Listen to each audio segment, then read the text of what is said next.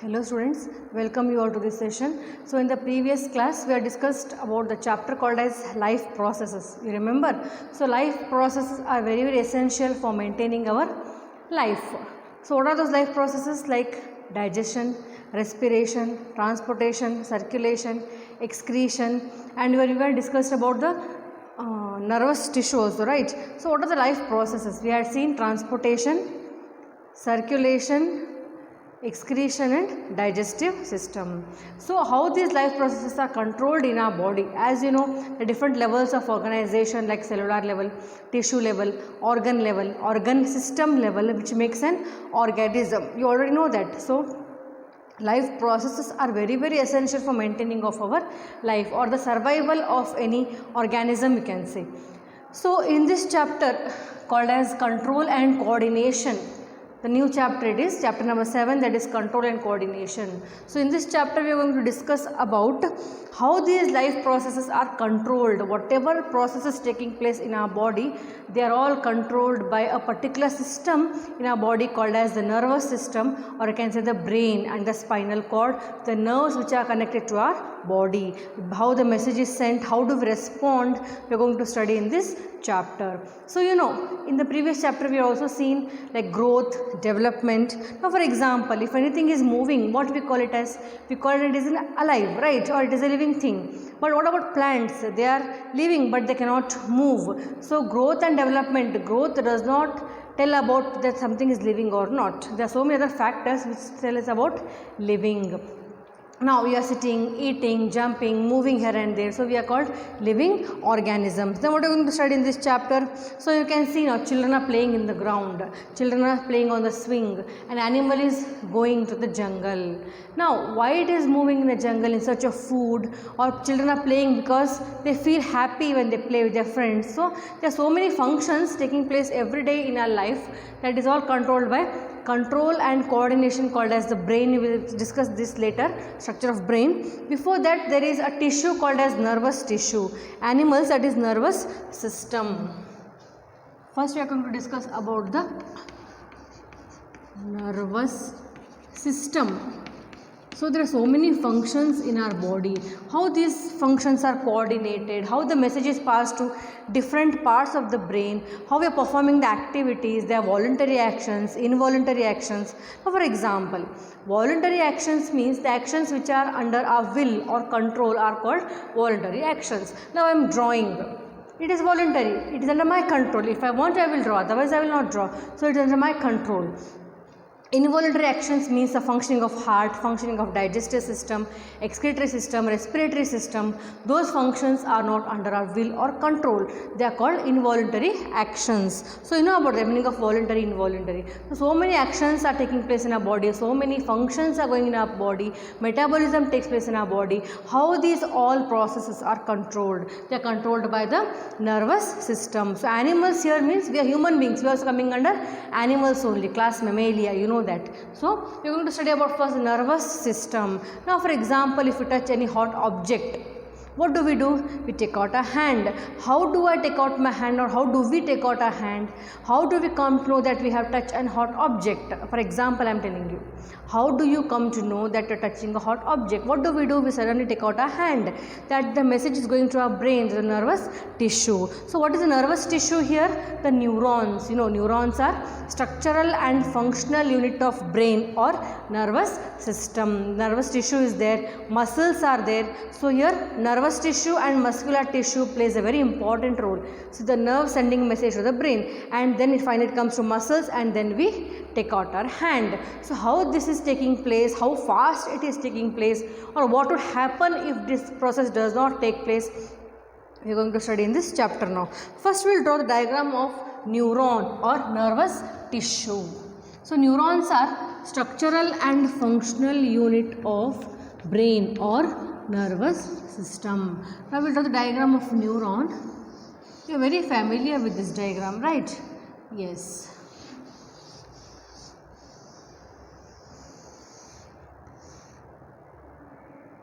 Here there are dendrites. Branched structures are called dendrites. These are continuously branched structures.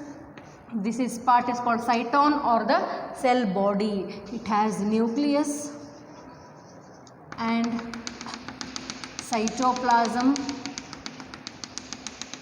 and this part here there is branching, the branched structures here, and here these are called as Schwann cells, you can say. Myelin sheath is there.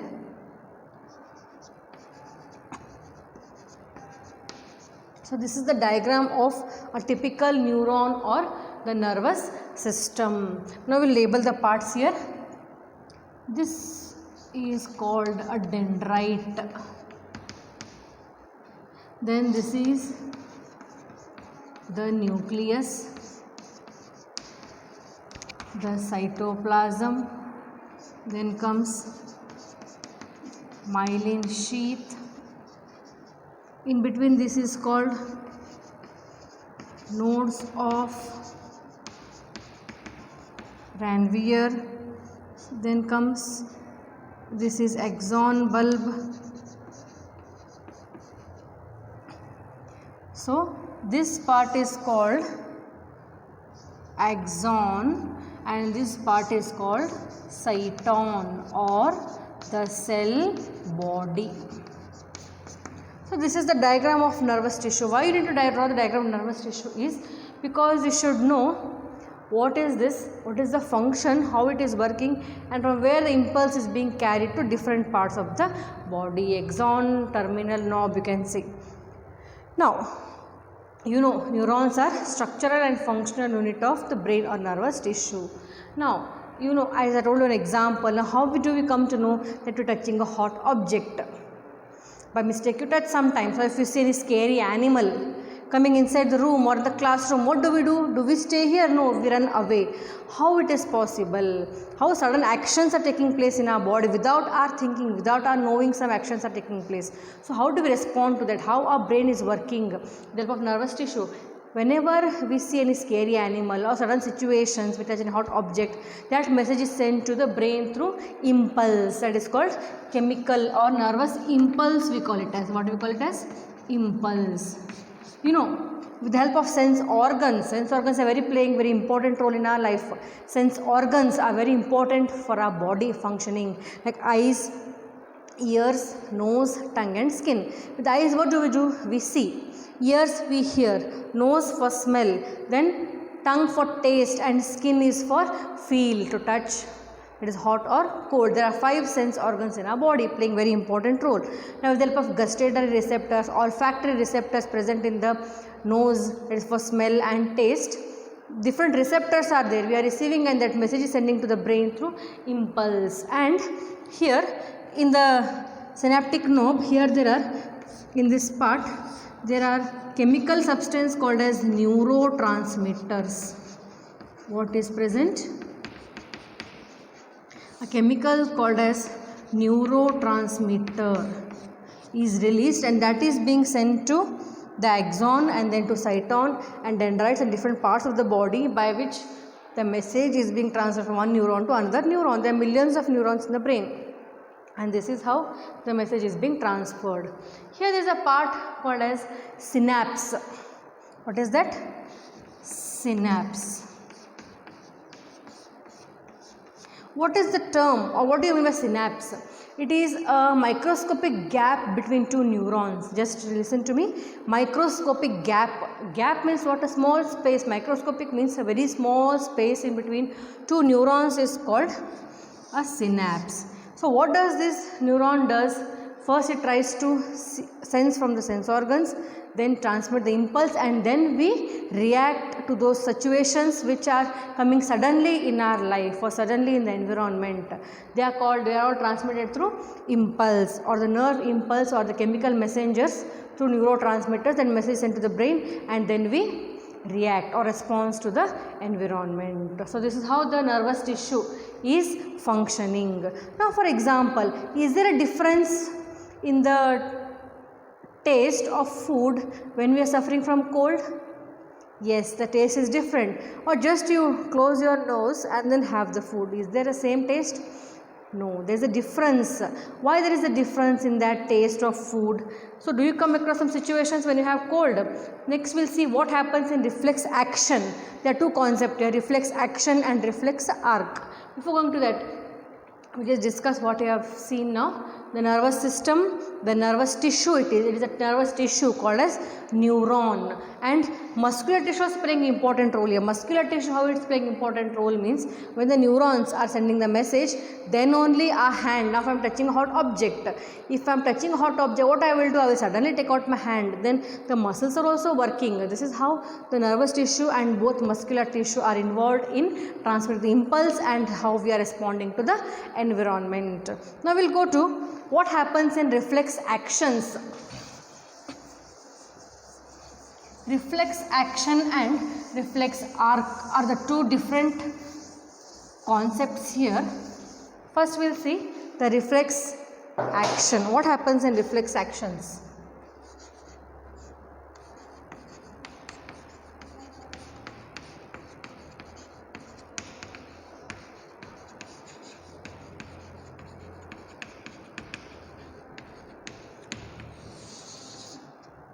First we will see the meaning of the term reflex actions.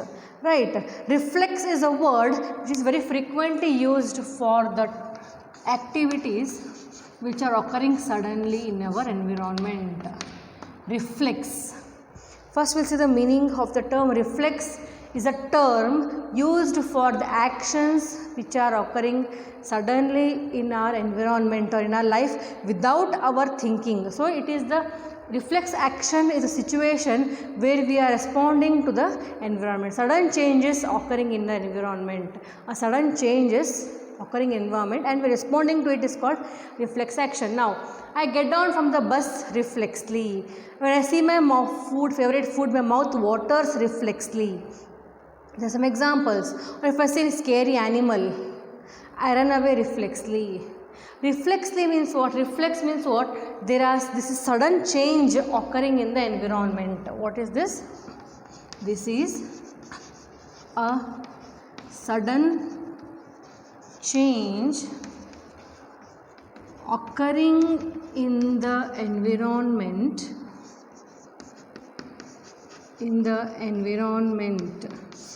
Or sudden response to the changes occurring in the environment, you can say. It is the sudden response to the changes occurring in the environment without our thinking.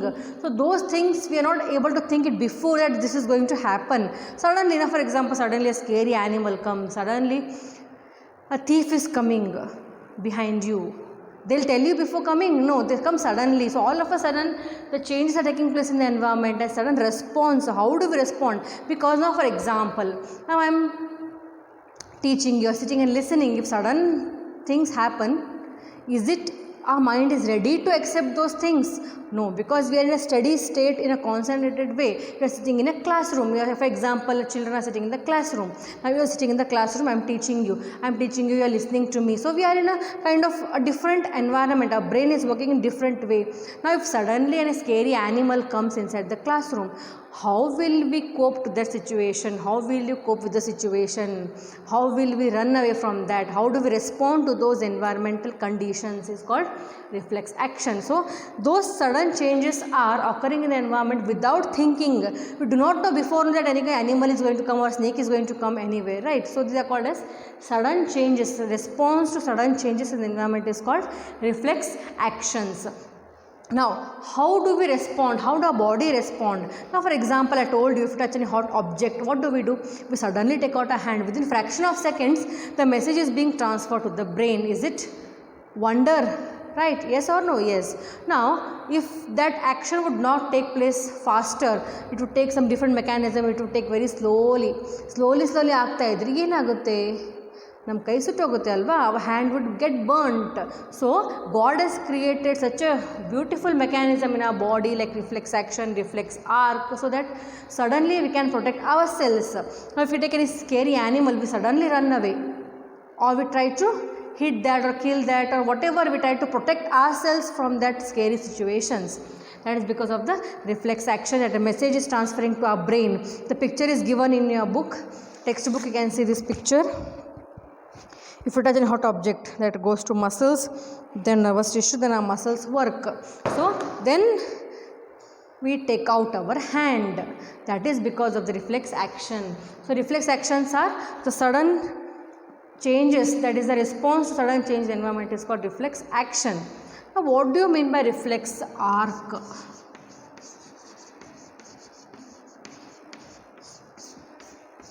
Now how these situations are taking place? With the help of nerves, you can say nervous system. Spinal cord, you know, this is the diagram of human brain, we will see it later, and there is spinal cord. Spinal cord function is it is controlling reflex arc. Reflex arc and reflex action are both similar actually. Reflex arcs are formed in the spinal cord itself, although this information also go and reach to the brain. So reflex actions are there, actions are causing an environment and that we are responding to it, and that message is going to the brain to respond to function is called a reflex arc. There are some examples given in your book, you just go through. They will ask the definition of reflex actions and reflex arc. Now we will come to human brain, very important. The main part of the chapter is this, the structure of human brain or sagittal structure of human brain. This is the brain, human brain, which is controlling all our life processes, whatever we discussed now, actions, it is all controlled by the brain. So now we will see the structure of human brain. Is reflex action only function of spinal cord? Reflex action is function of spinal cord. Where it is functioning? So reflex action is the only function of spinal cord? No.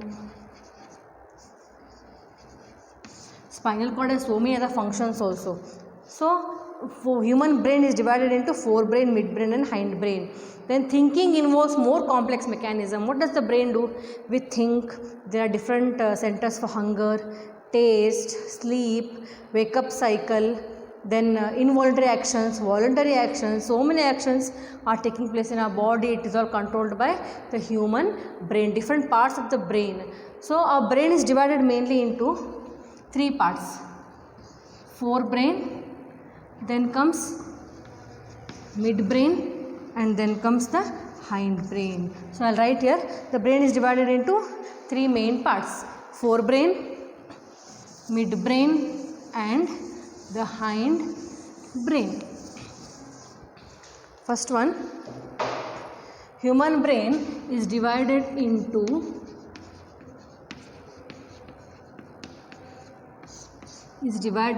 three main parts.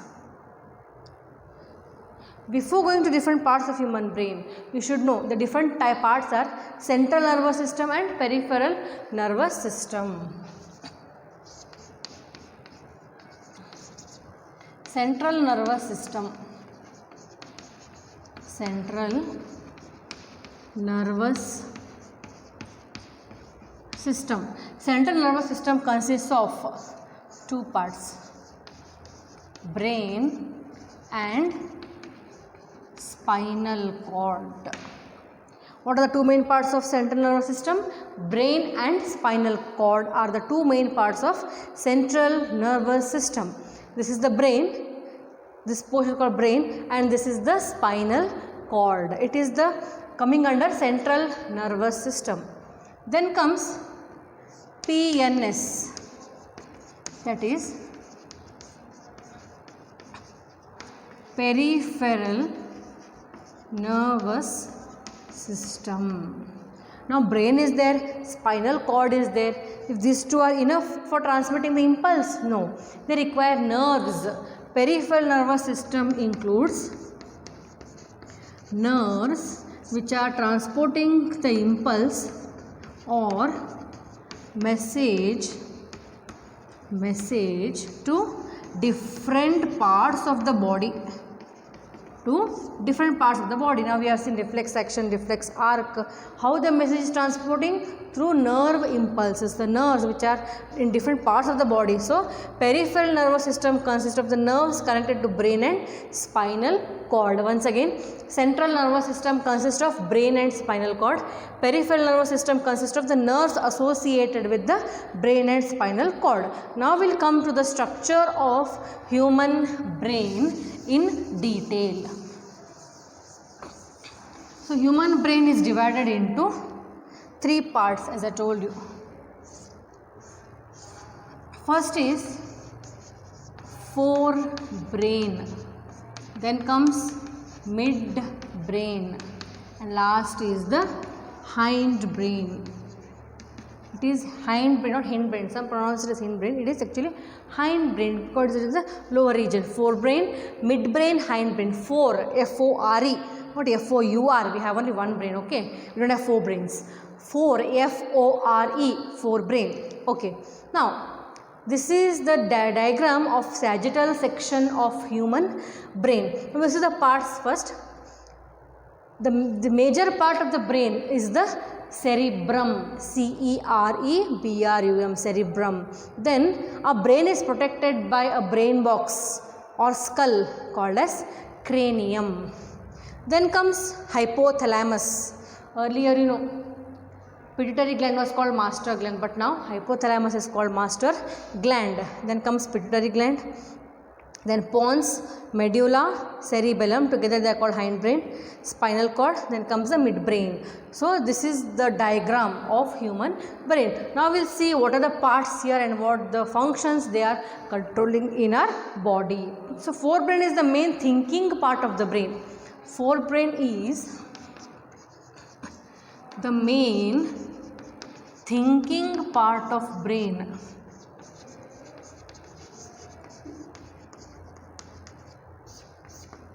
So what is the function of brain here? We think, right? We have so many emotions. Thinking part of the brain. There are several regions which receive sensory impulse from various receptors. It receives so many impulses from various receptors. Receptor means which receives. So much receiving the parts. Separate areas for specialized for hearing, smell, taste, etc. I told you. That sense of smell, hearing, etc. So many functions it is controlling. Main thinking part of the brain is the forebrain. There is a separate area of association. Based on all this, respond to information. Now, for example, we are receiving the impulses. Now, there are some more actions that we know we eat the food, right? Now, how do we come to know that we have eaten enough? How do we come to know? By the part of brain called as forebrain. There are certain centers are there in the brain which is associated with the different functions. Like we have eaten enough, we go on eating the food. How long do we eat? Do we eat continuously for a long time? No. After a certain time, we stop eating. We come to that, my stomach is full now. How do we come to know that? That is coming to know by forebrain. So many actions, so many functions have been controlled in the forebrain. Now, reflex. Now we have seen reflex actions, reflex arc, and I also told you about voluntary actions. Again, we'll come across here. Voluntary actions, involuntary actions, right? Now voluntary, the term voluntary means ourselves, means now the functions which are under our will or control are called voluntary functions or voluntary actions. Now for example, I have drawn the diagram. I am writing, I am telling you something, I am speaking, talking. That is called as voluntary actions, which is controlled by our will. What are involuntary actions? Involuntary actions are the one which are not under our will or control. For example, digestive system or digestion, you can say, process called digestion. Now, I have eaten food, you also eaten food. Now, I will tell that I will digest my food later. Is it possible? No. So, such functions are occurring in our body simultaneously. Digestion is occurring, respiration is taking place, nervous system is functioning, heart is functioning, kidneys are functioning. Those functions are not under our will or control. They are called involuntary functions or involuntary actions. And different muscles are responsible for those actions. They are called as voluntary muscles and involuntary muscles. The muscles which are functioning or controlling voluntary actions are called voluntary muscles, and the one which are controlling involuntary actions are called involuntary muscles. Example, cardiac muscles. Cardiac muscles are present only in the walls of heart. So the functioning of heart is not under our will or control. Example of voluntary are so many, like walking, sleeping, sitting, jumping, running. They are under our will or control, are called voluntary actions. Now where these voluntary and involuntary actions are controlled, they are controlled in the midbrain and hindbrain. They are controlled in midbrain and hindbrain, voluntary and involuntary actions. So forebrain consists of the most important part, that is the cerebrum. It is the main thinking part of the brain. Then comes midbrain and hindbrain are controlling voluntary actions and involuntary actions. Now hindbrain. In hindbrain there are pons, medulla, cerebellum. Pons, the function of pons is it controls breathing or respiration. Now, what would happen if there are no control centers in our body? If there are no control, then our body would not function normally and control voluntary and involuntary actions. Next, coming to how are these tissues protected? Which tissue? Which tissue we are talking about? We are talking about the nervous tissue or the brain. How our brain is protected? Our brain is protected by a brain box called as cranium. Protected by cranium. You can see here. This is this outer one, this outer pink color. This is the cranium, or is also called as skull, or also called as brain box, which protects our brain. So how this tissue is protected? By brain box, or we call it as cranium, or another word is skull. Our brain is protected by skull. Now, in the brain, there is a tissue called as neurotransmitters, which is having cerebrospinal fluid, which protects our brain from mechanical shock or injury.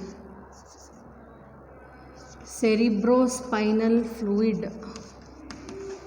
Cerebrospinal fluid is present in the brain, which protects our brain from mechanical shocks or injury. Now, how the nervous tissue cause action? Next one. How does nervous tissue cause action? We have already seen the meaning of reflex action and reflex arc. Reflex action, sudden response to the changes in the environment without our thinking is called reflex action. How does this nervous tissue cause action? With the help of muscles, with the help of voluntary muscles called as skeletal muscles.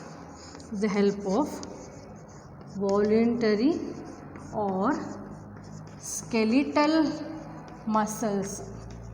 Now, as I told you, if you see any scary animal or if you touch any hot object, what do? We take out our hand. Such actions are not under our control. Means we are not able to think the situations earlier only, right? So the sudden things occurring in our environment before thinking only, because we are thinking differently, but some actions are taking place suddenly in the environment.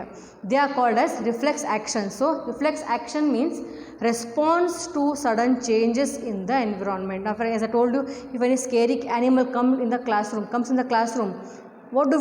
We run away. Or if we touch a hot object, we take out a hand. So how that action is being caused? That action is possible only by the help of muscles or the muscular tissue. Muscles or muscular tissue, which sends impulse to the brain, and how the neurons are functioning by chemical substance called neurotransmitters, and how we are performing the action. It is a very fast process. Within a fraction of a second, these all processes are taking place in our body. Then only we can respond very quickly. If we do not respond quickly, what would happen? Our hand would burn, or the animal would kill us or eat us, right? So this functioning of brain and control and coordination is very, very important. Control and coordination, both are very, very important. Controlling and coordinating at same time, simultaneously, both functions should take place. Then only we can respond and we can move away from the scary situation. Otherwise, if there is no control and coordination, then we would not function, our brain not function properly, then our body functions would not function properly. So this is the structure of human brain. You draw the diagram, practice the diagram. So once again, forebrain, midbrain, hindbrain. Forebrain consists of the main part called as cerebrum. It is the main thinking part of brain. Then comes midbrain. Midbrain in this part, hypothalamus, pituitary gland, and hindbrain consists of pons, medulla and cerebellum, and this part is called spinal cord. Actually spinal cord is not a part of brain, it is a brain stem here. Brain stem is giving rise to the spinal cord, which is protected by the vertebral column. Thank you.